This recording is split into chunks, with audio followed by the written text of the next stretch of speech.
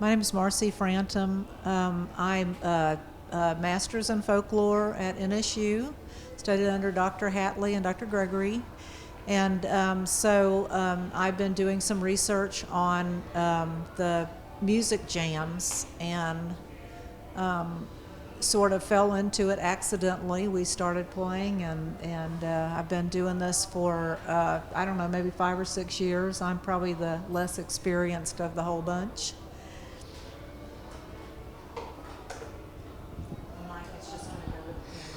I'm Linda Lyles. I live in Minden. I happen to be in Natchitoches a lot because I'm one of the artists of Natchitoches here at the gallery. And I'm also in charge of setting up the group that plays at the Art Along the Bricks. So if you know of someone who just wants to sit and jam out on the bricks, I'm the person to contact. I'm Richard Zachary. I'm from Simsboro. I kind of got into this by somebody telling me about the club up at out from Athens, and then we moved to Arcadia. I served 2 terms as president there, and here I am back here now for the first time. I'm really enjoying it, and thank you for letting me be here. My name is Max Turner. I've been playing with various people almost all my life. So anyway, we attend most of the jams, and that's how I met most of the people we know here at jams, and I got everybody together. So here we are today.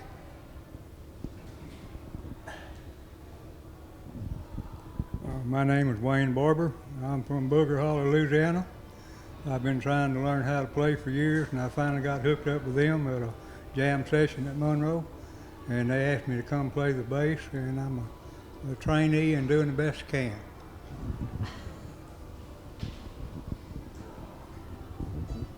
So I wanted to talk a little bit about the jams, and y'all correct me if I'm like way off base, but the jams, I think, probably came from just like corn shuckings and barn raisins and stuff like that. Things where people would get together, and the way we approach the jam is sort of like work. Everybody has their own little job, and so when instruments became available at Sears and things like that, people would buy. You could get a fiddle for $15, and they would come and people would play together. Whole families would play together. I've heard stories about where they'd buy 5 or 6 instruments and the whole family play them, and then they'd switch back and forth, and that was part of their entertainment. But the jam as it exists today is, basically, usually it's like a circle jam where you go. Now, Bill Smiley told me yesterday you only go clockwise. Is that correct? I did not know that. I didn't either, but it's a rule. So you don't go counterclockwise, but you go in a circle. Each person says what song they want to do, and hopefully it's a song everybody knows. And then you say what key you're going to do it in. That's usually what key you personally can sing it in if you're going to be singing it. And then you go around. No one will look at you in a bluegrass jam unless they want you to take a lead. So if you don't want to take one, just keep your eyes down. And the person who's doing the lead, like the leads are kind of interesting because sometimes the lead is always the verse part and not the chorus. And so they'll do the verse part, and it might be split amongst different people, but that person is going to look at you and tell you that it's your turn to take your part of the lead. And then when the song, particularly if it's an instrumental song, has gone around a few times, they're going to tell you when to quit by lifting their leg. And so if you see somebody do that at bluegrass, it's not because they just suddenly got a twitch. They're telling you the song's over. So I wanted to do just maybe like 3 songs, and then we can talk a little bit more. I was thinking, "You Are My Sunshine." Do we all know that? Rolling in My Sweet Baby's Arms and Circle Being Broken, I think they might all be in G. And that's one thing that they used to do in the old jams is you play every song you know in A, every song you know. They just go by the, have you heard that? That was, we don't do that now, but they used to do that. So I guess I don't need the mic. You gonna start us off, Max? Sure.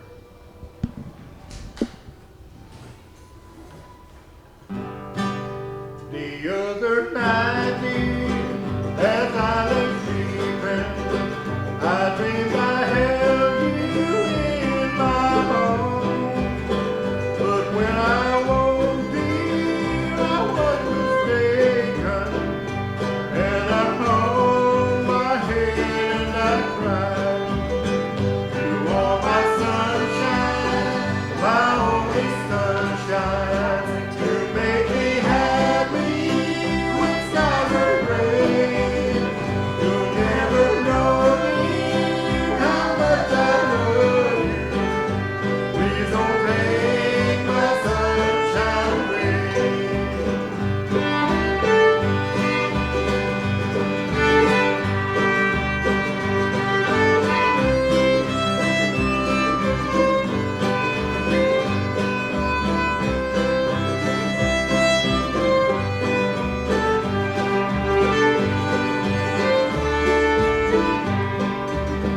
I'll always love you and make you happy if you will only say the same. But if you leave me to love another, you'll regret it all someday. You are my sunshine, my only sunshine. You make me happy when skies are gray. You'll never know, dear, how much I love you. Please don't take my sunshine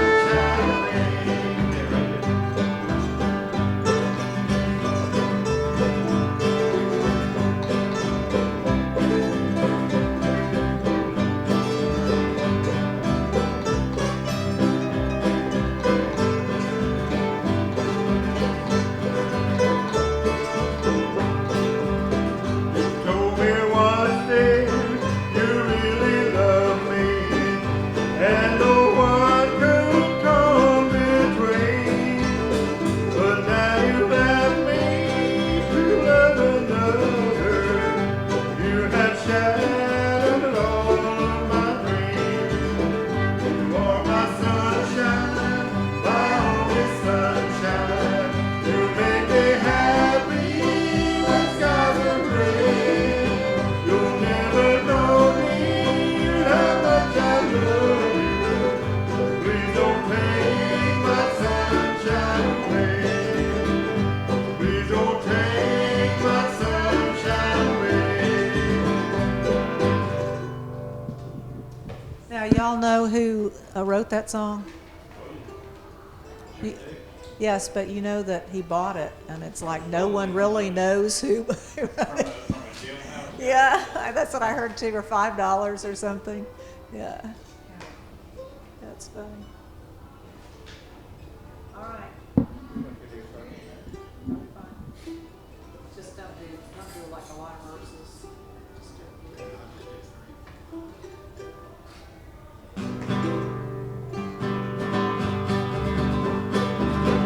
I was standing by my window on one cold and cloudy day when I saw the first come rolling, oh, carried my mama away.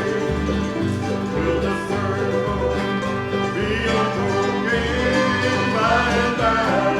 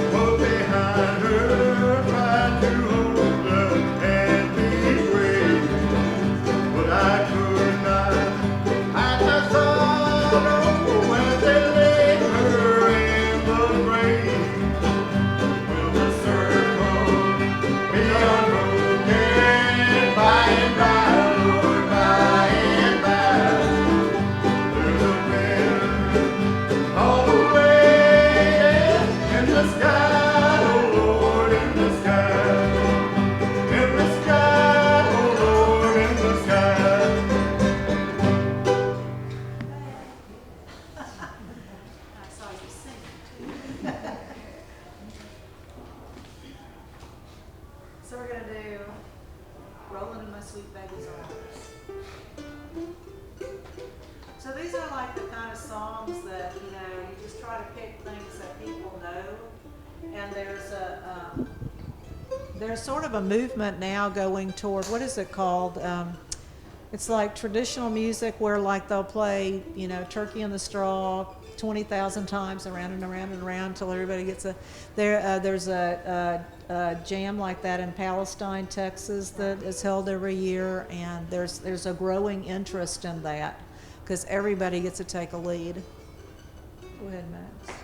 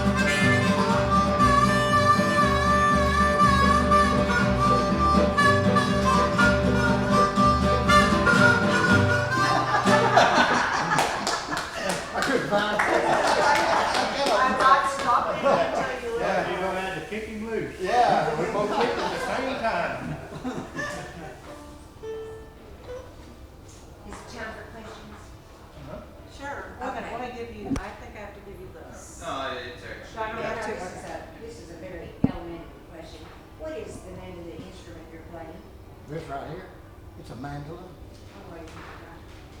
And what's the difference between a fiddle and a violin? It's just the way you play it. That's what I thought. I've always heard that one has strings and the other has string. Oh.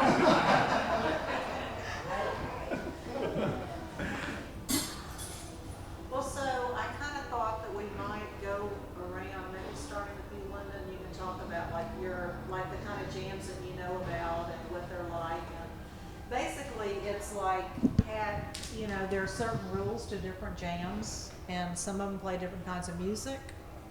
And you notice that he hopped over to another instrument a lot of people, like most people who play in jams, have 3 or 4 instruments. Because if they need a guitar, you got one. If you got a bass and they don't have one at the jam, that's how to make yourself useful. It is like working together to round the thing out.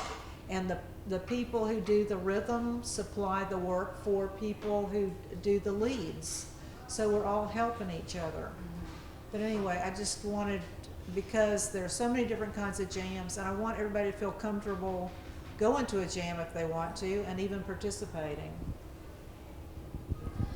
That's a great point that Marcy has made. If you are a musician and you would like to play in a circle, there are circles probably in your area. You're just going to have to find a musician that knows about these things. I'm in the northern part of the state. I'm accustomed to playing in Halton. Most of the time, Halton people, they like pure bluegrass. They don't like a little country in their circle. Gospel always fits in wherever you are. But we host a circle in Minden, and we're just thankful to have anybody. We don't care if it's country or gospel or bluegrass. There's also a little circle up in the Homer area at the fire station at 7 o'clock, and a lot of our patrons up there have become quite elderly and passed away, but it is still going at this time. And it's a sweet circle, especially if you're learning to play. I was 48 when I started fiddling, so they had to endure a lot with me. So that's a very sweet circle, and they encompass anyone who's learning. But that's on what night? Friday night, 7 o'clock. There's also a wonderful jam up on Lake Claiborne the 4th Saturday, about 10 o'clock, and it's in, we combined it with what's called the Black Cook Pot. And if you're into the Black Pot cookers, they cook and we play for them, and then we bring food and everyone eats together. But that's a great jam. We're in the gazebo usually. At the state park. Yes, it's a very nice jam, and it's a wonderful facility. That's the main ones I think we go to. At Claiborne, it's not so much important if you play country or bluegrass. But if you're going to Halton, you better know how to play some bluegrass. Yeah, some of them are very restrictive. Like I've heard that there's one in Plain Dealing that doesn't allow banjo. I did not know that. So, and I know that there's a lady who comes here sometimes who plays with the Mississippi Jam. There's a jam circle there. I don't know where in Mississippi, but they only play songs that are prior to 1930, and they only do modular tuning, whatever that is. Do you know what modular tuning is? Exactly. But so, so you might want to just check or go and sit and listen, and that's a great thing to do when you first get started, is looking at, like, if you can find a guitar player, you need to learn the guitar chords, even if you're not playing a guitar, so you can tell what chords they're playing. You can read the instrument. One thing that you said that was interesting to me is it's sort of like, how cemetery homecomings and things like that are like the third Friday after the second Saturday, it's in whatever month, but these jams are all usually at a church, at a public building, at a home, at wherever. They'll tell you where, and it's a certain night, and it's pretty much set in stone. So Richard, I want Richard to talk a little bit about, was it the Old Home Place? That's like a super prestigious jam that everybody talks about. It must have been wonderful. It was before my time. I want him to talk a little bit about that. He was, I think, the president there when it switched over to Arcadia. So if you could talk a little bit about the jam in the past, and then also tell us what's happened with Arcadia. you know, how y'all are making it, kicking it into motion again, because it did die down for a while. So. Okay, I ended up at the old home place out from Athens. Probably about 3 years before we moved to Arcadia, and like I said a while ago, I ended up serving one term as president out there, and during that time, we had to shut it down. One thing, the main guy that owned the place out there, the land and everything, he passed away, so we had to kind of just make do for a while, and they moved in some people that around the area, and we had some problems out of that, so we got to look and see if we could find somewhere to go, and a few of them went over to Arcadia and talked to the mayor and told him what we're trying to do, and he was nice enough to give us a chance to come over there and see what we could do with it. And there for a while, it was great, absolutely great. I think it was the first time, or maybe one other time, we actually ended up having 400 people there at one time. That was a good deal. That was nice that day, and it worked out great there. And we done good for a good while, and then it went kind of down, and just we had bands coming over, and they would play. It's an on stage type thing that we do every time. We play try to have so many groups that day, and then after that, it just started kind of dwindling down. And what happened?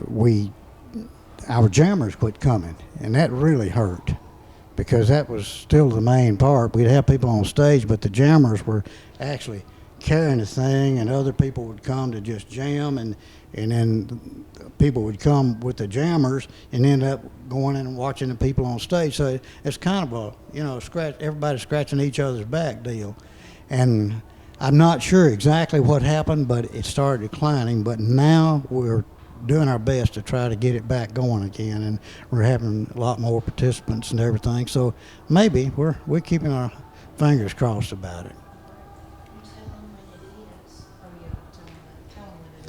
Oh, it's the second Saturday of each month. It start about 1 o'clock and go till 5. That's the stage shows, and then sometimes some of them will hang around and pick on outside some, or if whoever's got the key is willing to hang on for a while, we can stay inside and pick.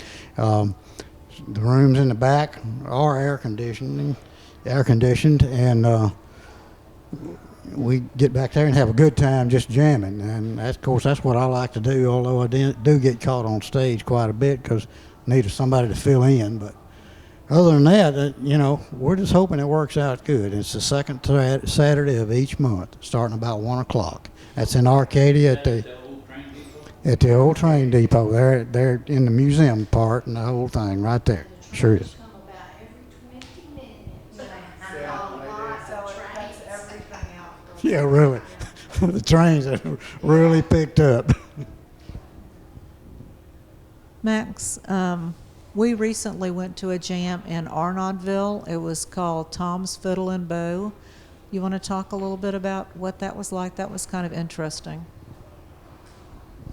The deal with Arnaudville is that it's a fiddle shop. The guy has been there for quite a while, and he started inviting Cajun players there to begin with, and then when he started inviting the bluegrass players, or the bluegrass country players, they had to separate them because it's totally two different types of music.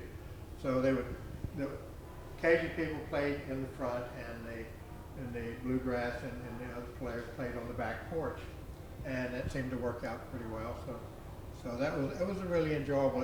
It doesn't always, like a lot of times. Last time we talked to one of the guys that was there, and he was the only bluegrass guy that was there, and he was only at the back porch by himself. So he went in there and played with the Cajun people, but it doesn't always work out, exactly right for people. But it's a lot of fun, but a lot of the places are really dwindling, and we need to do more with that, to help them build their players back up, because we all enjoy doing it, and we don't want to see it stop.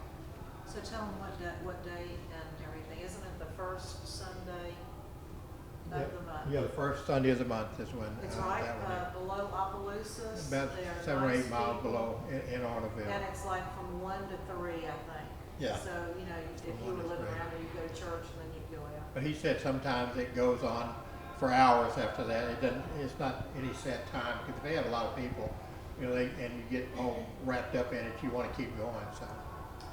Give it to Wayne and ask Wayne. Wayne, tell us about some of your experiences in jams. In jail. Yeah. Oh, Yeah. well, I'd rather say I was about 60 years old when I decided I wanted to play music with other people. Couldn't do much.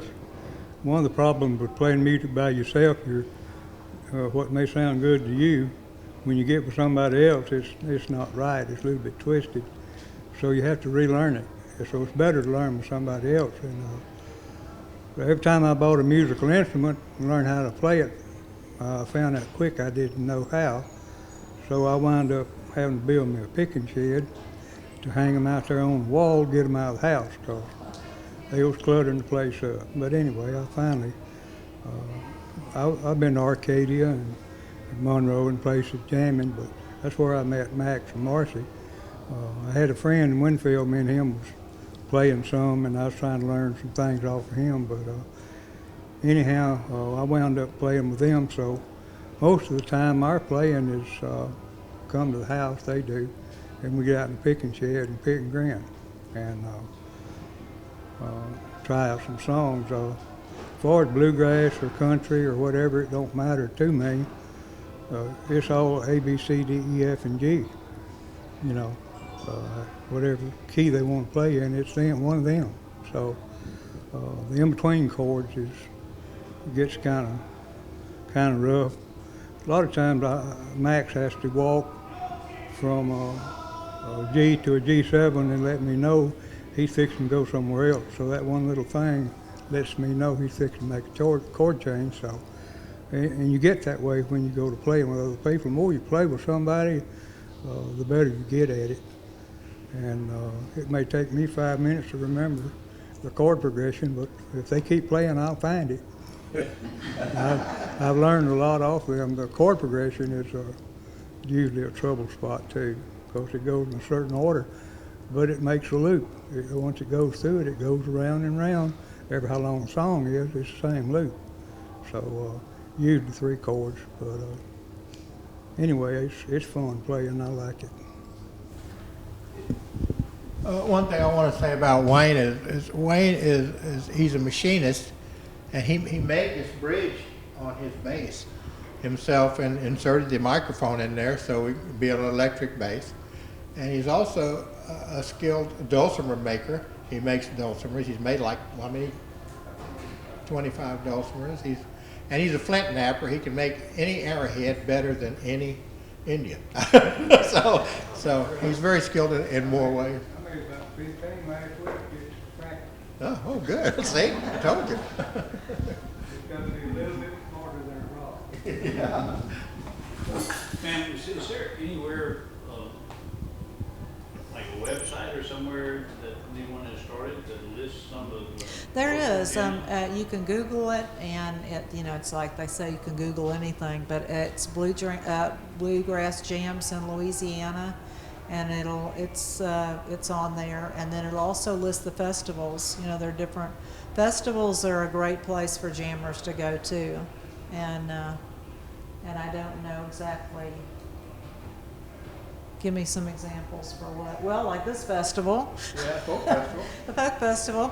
But there also, aren't there some jam sessions down there in DeVille and Oak Grove and all those things, it'll be on that website. Yeah. Yeah, Deer Creek one. So that's a great option too. Because what happens, they're like culture leaders. There's like, you want to go to a jam that, it's kind of like playing tennis. Whoever it was that said you should always play with somebody better than you. You know, don't be totally intimidated if you go in and they're just ripping it out. You know, it just, you know, the thing is, you can, you want to play at a jam session where there are good players, and a lot of times the festivals have better players, really. You get sort of used to, it's sort of the creative thing that you get used to the same people, and you know when it comes to this song what lead they're going to play or whatever, you know, and go into a festival kind of gets your juices flowing again. A lot of people go to Mountain View, and now I've never been, but does somebody want to comment on Mountain View? I can a little bit. I haven't been to Mountain View a whole lot, but most every time I've been, it's a lot of fun. There's people from all over. Just they come from Florida and you name it. Mountain View is quite popular, that's for sure. And you just have to kind of walk around and find a group, you know, that you think, okay, you can get with this group or something. Now, I was up there one time. It was the first time I'd ever gotten my first mandolin. I didn't know one end of them from the other. And this gospel group was up there. I mean, they were just singing up a storm, and this, I guess the preacher or something, he was playing guitar for them. And this one lady, she saw me walking by and had my case, you know, come on. So I sat down there and got way on the side and started playing. So that's kind of what Marcy was referring to, is just such as that. So yeah, it's a pretty good deal. Sure is. Pretty nice. You know, that's how the group at Homer got started.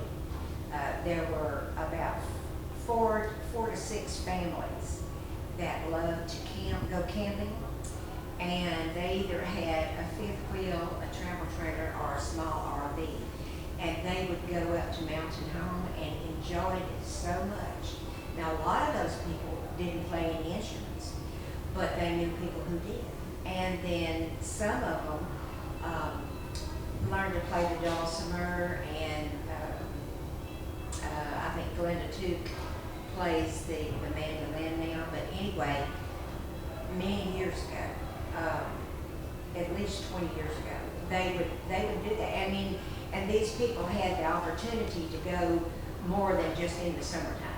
You know, so they went in the fall and then the spring, and they just enjoyed Mountain Home so much that they said, we can do that in Homer. And so that's how that all got started. If you're not familiar with Mountain View, the town itself, the merchants, everyone supports the musicians.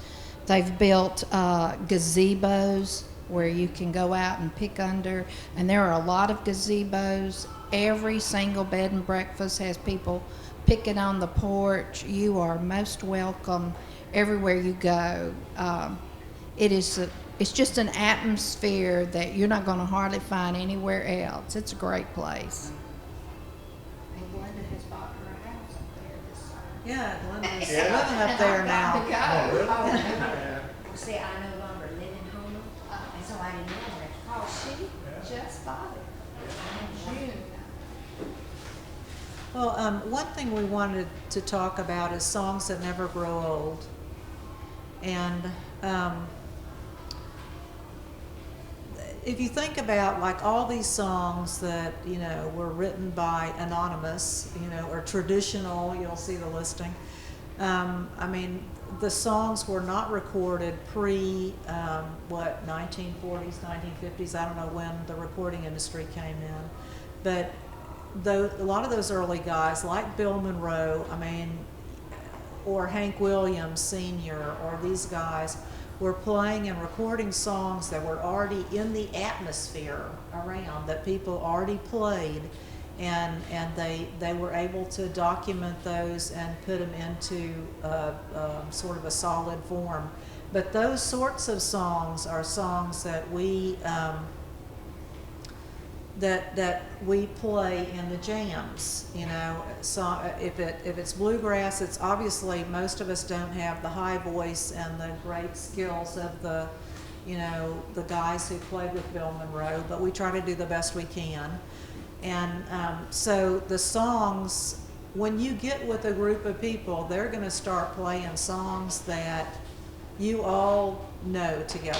Like if I'm playing with Linda, I don't think we do it very well, but she plays a great Red Wing and Joe Turner Blues, and she has certain songs, and those songs become something that you're known for, and so those songs will live forever.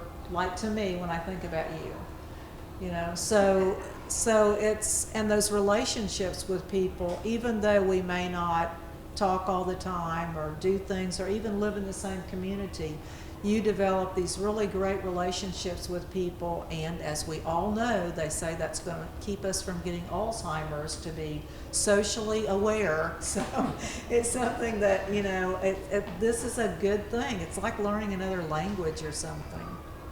But I've already listed some of your favorite songs. Can we just go around and talk about, we have 10 minutes, so we can talk about some of our favorite songs. When I grew up, my grandfather, Alvin Thornton, was a fiddler up in Claiborne and Webster parishes. And as a child, I grew up thinking the name of this song was Bony Parts of a Tree. So Granddaddy would play it, and we would just dance around to Bony Parts of a Tree. And when I started fiddling, which when you're learning, it's probably going to be a year or two before you get up the nerve to get in a circle. So I was really close to 50 and started playing. I found out that all those years Granddaddy was playing Bonaparte Retreat, and that's one of my signature songs. Tell us your favorite songs you like to do. Songs I like. Something from your family, like that you. Cotton in the crib or Well, every time I hear Sally Gooden, I think of my granddad. He was constantly running around humming that, or whistling it, or singing a little bit of it. I never knew anything about it, except that just kind of locked in there. That Sally Gooden. He was always doing that, and that's just one of the things that I remember about. And then, Incidentally, I think that was first, has something to do with Daniel Boone or something. Oh, That really? song is old. Oh, Yes. really? It was first recorded, it's one of the first recorded songs. Yeah. but there, as far as I can tell, there wasn't very many people in my family that were into music, except one. There was one there that it was my grandmother's older brother. And going back to what the old times you're talking about, no radios, no nothing. And she said, I remember going to sleep a night, and the boys from down the road somewhere would bring their instruments and come up there, and they'd be on the porch playing until I went to sleep. Said that was happened a lot of times. My mama played boogie woogie piano. She was full-blood Hawaiian, but she played boogie woogie piano, and that always stayed in my head. So I learned how to play boogie woogie on the guitar, and I played a lot of songs with the boogie woogie beat too. So that's what I kind of like. I love playing everything because I love to sing too. I've been singing I started off as just a singer in rock bands and soul bands. I was one of the first guys, white bands, to open for B.B. King. So I played around a lot of people. I've played with Willie Nelson, Stevie Ray Vaughan, and all those people.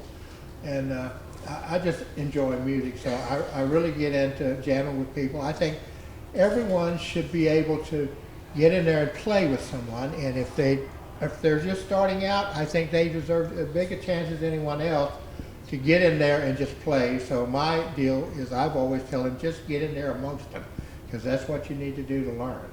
And that's how I learned a lot of stuff, and that's what I recommend for a lot of young people starting out. Just get in there amongst them. You want to say something? Yeah, well, I'm living proof of, even though nobody in my family tree had any musical ability, If you keep pecking at it, you'll get some of it. But you got to want to, and you got to put in the man hours. And I was fortunate to meet up with them, and they've helped me a lot. And I enjoy playing with them, sure do. Well, if anybody has like a 1 minute question, we still have a minute or two. Anybody? I'm sorry? Do you ever take requests? You ever take requests? Yeah. Do you have a quick request we can do one line of? Yeah, no, do you play music? Yeah, you should do it. Yeah. I would like to say that I grew up reading music, and it's a whole lot different than jumping in the group and having to figure out what key you're in. That is a huge difference. And until I played in the state fiddle contest, a lot of the old timers in my area, they knew I read music, and they didn't really accept me until I stood on that stage and played without some music. But it is still, it's quite an ordeal if you're a music reader and jump in a circle. Most of the time it's going to be in a basic key, a G, a C, D, but that is always something to think about. And if you're going to try to encourage someone, they just kind of need to, as Max said, you got to jump in there and prove yourself. So. And it's okay if you make mistakes. Because if you're hitting an E consistently and it's supposed to be a D, they're going to tell you you're hitting the wrong thing. So I take it sheet music's a no-no at a jam session? It would be weird. Yeah. It would be weird. Yeah. But I did do it when I first started. And that's how they knew that, I had to have some music at first. But I would hand write it out. So they called it bubbles. Oh, she's got her bubbles tonight. But when you're first learning, if that's what you need to do, every now and then, John is my accompanist most of the time, and I'll say, here, put this whole piece of music in your book, and that way if I were to forget it, I could refresh myself real quick. But it's very different playing completely by ear. I've heard some of the country music singers refer to guitar pulls. Is that the same thing as a jam session, just a different terminology? I just don't know. Do y'all know? Anybody know? Yeah, it's about the same thing, yeah. That's just getting together, and playing. They called them pulls? Yeah, they call it guitar pulls. Wow, I didn't know that. Pretty neat. Well, anybody else? So most of you play by ear? Does that mean you're extra gifted or not? If you're playing something that, all you got to do is find out where the chord is. And if you're playing like a fiddle for her, if she knows what an E sounds like, she can slide her finger down till she finds it, right? Right. So you just kind of learn it on Just your go, own. oh, yeah. Working with somebody, no one teaches you that way, right? It's really hard in the country to find teachers. Yeah, so. You just get in there with them, Yeah. and if somebody's playing a song, they'll tell you what key it's in, and you just start playing, if it's in G, or C, or D, you know how to make all those cards. So. And tabs will just drive you crazy, because when you're doing tabs, you're not on time.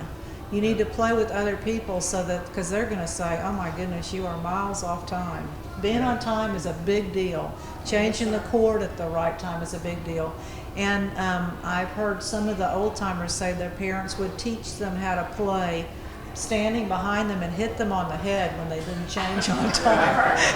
So there was some tough love when it came to learning music for I know some. a banjo player that he says that actually happened. Yeah, sure, it did. Now that little girl out there, this lady came by and asked me, if I knew who she was, that she was her granddaughter.